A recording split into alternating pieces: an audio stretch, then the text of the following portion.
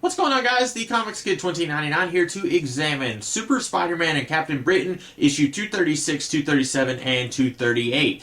Before I get into the actual examination, a little bit of an announcement. This is my final video examining Captain Britain. Yay, I don't have a little musical instrument thing to blow, because I only have two of these volumes collecting the Bronze Age Captain Britain comics, and there is apparently at least one more volume, because this ends quite abruptly, and I looked into it, and there are some more issues of Super Spider-Man and Captain Britain featuring Captain Britain, and so I believe there is at least one more volume, and I looked on eBay, and the cheapest one was almost $30. I am not paying $30 for a book featuring stories that I am very likely not going to enjoy. I really have not liked this experience talking about Captain Britain. The only reason that I even started doing it is because eventually Captain Britain, and especially his sister Betsy, become important in the X-Men comics in the 80s. And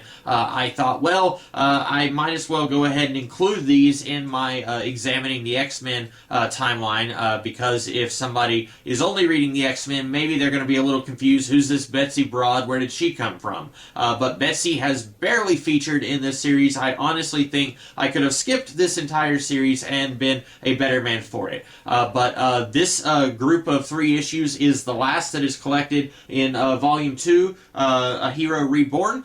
So after this, you won't have to hear me talk about Captain Britain for a very long time. There are some comics in the mid-80s that Alan Moore wrote, and then some after that Jamie Delano wrote. I remember really enjoying those. I'm not sure if I'll talk about them because they are fairly self-contained. They don't really have an impact on the X-Men stuff going on at that time. So even though I remember liking those, I probably won't do examining videos on those. But anyway, getting into these issues. Issue 236, the creative team here is plotted by Larry Lieber and Jay Lawrence, written by Mr. Lawrence himself, drawn by Ron Wilson, inked by Fred Kita, and edited by Larry Lieber. And then issue 237, a little bit of a different creative team. The plot is once again by Larry Lieber and Jim Lawrence, script by Jim Lawrence, art by Ron Wilson and Pablo Marcus, lettering by Irving Watanabe, and edited by Larry Lieber. And then issue 238 is the same creative team as 236. On 236 and 238,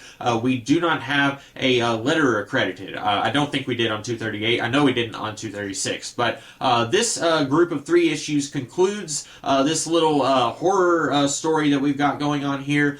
Some pretty brutal stuff here. I talked in my previous video about Captain Britain, about how this series was not subject to the Comics Code Authority, and I was kind of surprised to see how dark these issues went. It's not like something you would see at Vertigo in the 90s. It's not that bad if you're, averse to horror and things that are going to corrupt the kiddies. If you're averse to that kind of stuff, it's not quite on the same level as Vertigo or something like that, but it is much more graphic and brutal than earlier Captain Britain stories. But I don't think that any of the Captain Britain comics were ever done by the Comics Code Authority, so I was kind of surprised that they were only just now kind of taking advantage of that. But anyway, this makes me understand that Jim Lawrence and Larry Lieber do not understand structure of a mystery.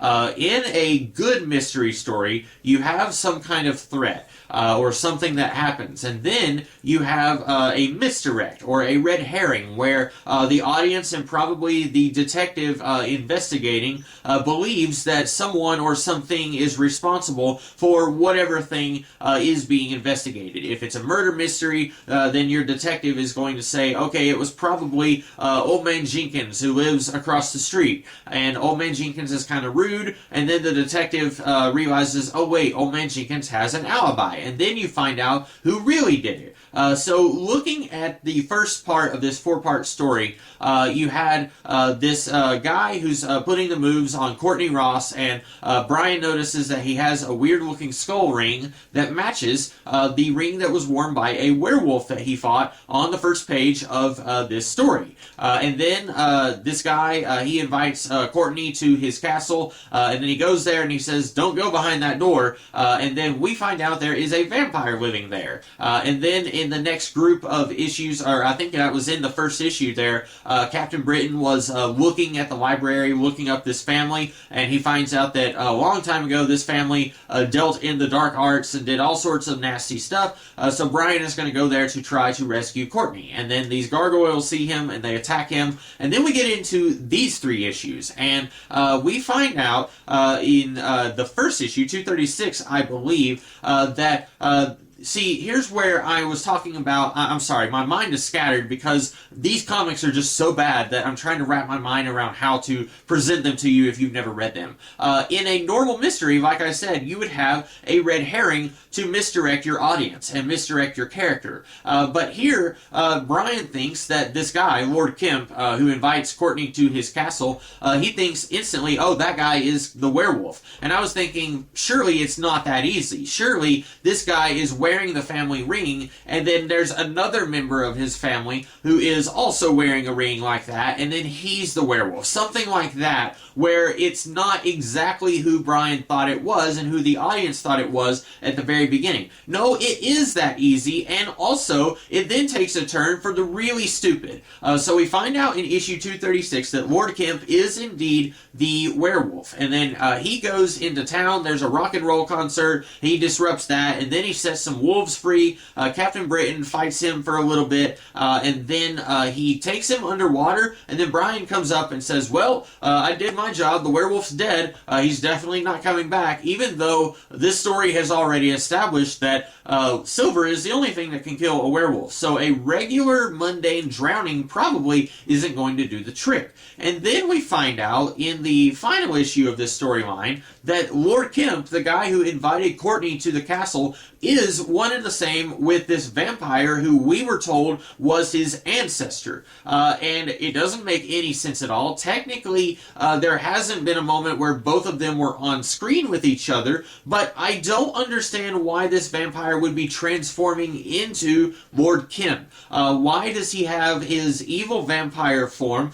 his bat form where he can turn into a bat, a werewolf form, and the form of Lord Kemp? Also, so at one point, our vampire guy, I can't even remember his name, he has captured Brian, and then he hypnotizes him and asks him, how did you know to come here? And Brian says, at the university, I read about this family, and I figured that Lord Kemp was up to no good. And then the vampire says, so, that's how he found out. Well, I need to go to the university. And then we cut to the university, where we see Lord Kemp, and he says that he needs a book about antiquary. I don't know what that is, but it sounds like he needs something about his schooling, even though we already saw him at the castle. But then with this later reveal that he is the vampire, I guess we have to assume he flew to the university, became Lord Kemp, and then he thinks that he's looking for a book about the antiquary, and then he says, what's the, in the name of Lucifer, what is that music that I'm hearing? And so we're thinking, oh, okay, he is up to no good. It is that easy before it takes a turn for the stupid. And so he becomes a werewolf as soon as he sees the full moon, even though most of the time in werewolf stories you don't need to see it. You can just become a werewolf when the full moon is out. But this whole story is so weird. I don't know if they were thinking, let's just wrap this up really quickly. We're tired of this story, so we want to do something else. So let's say that Lord Kemp is the vampire. Technically, these two characters weren't on screen with each other, so it's not the most nonsensical story that we've had in this series, but it's definitely up there. I have no idea why this vampire dresses like Count Chocula and looks like a vampire, and then also looks like a college student. Why can't he just put on a suit and then go to the university, shave his Vincent Price mustache, and then say, hey, you must be Courtney Ross. I've heard all about you from, you know, Diet Flash Thompson or something like that. And Diet Flash Thompson doesn't even have 2 brain cells, so he's not going to be able to debunk that lie. And then he could say, hey, you know, would you like to go to my castle? And then the rest of this story could happen. I don't know why you needed this vampire to have multiple identities, the werewolf, the bat, the vampire, and then the other guy. I didn't really get that, but basically Brian wins, and he rescues Courtney Ross, and then he sets the castle on fire while the servant is still inside.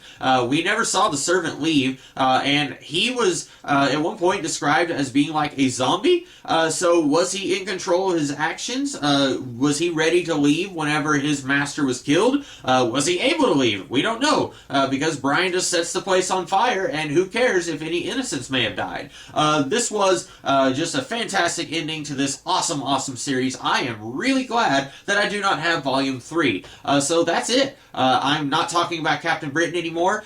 For the foreseeable future, I will have a couple of comics here and there that are not X-Men related in this Examining the X-Men series, but mostly I am going to be talking about X-Men for this foreseeable future. I'm looking forward to that. Hopefully you guys are as well. In the meantime, this is the Comics Kid 29, and let's consider 2099. I think I said that, and let's consider these 3 issues examined.